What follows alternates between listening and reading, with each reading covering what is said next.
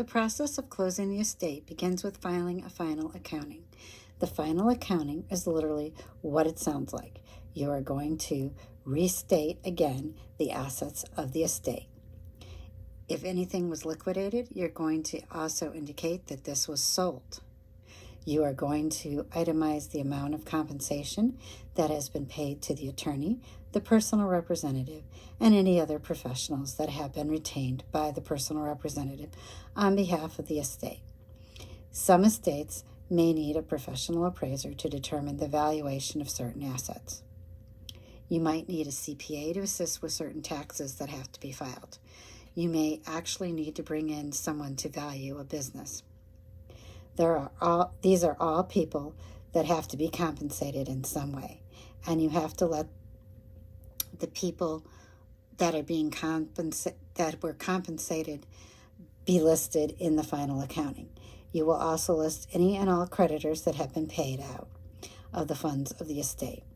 You will submit a plan and a petition of distribution, and this is going to list how much is going to be paid or what is going to be distributed to the individual beneficiaries or heirs at law.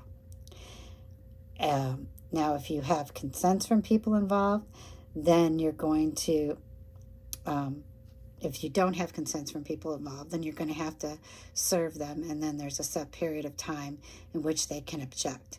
If they don't object, you're free to move forward with the distribution.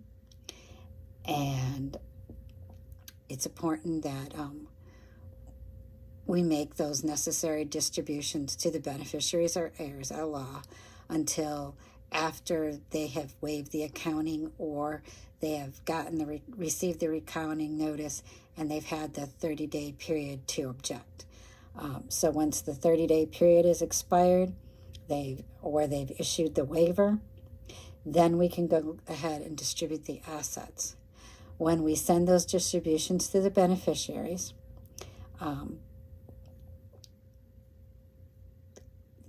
we can do that by mail from the personal representative, or they can come into the attorney's office to pick up their checks. We're going to include a copy of a receipt and ask them to sign it.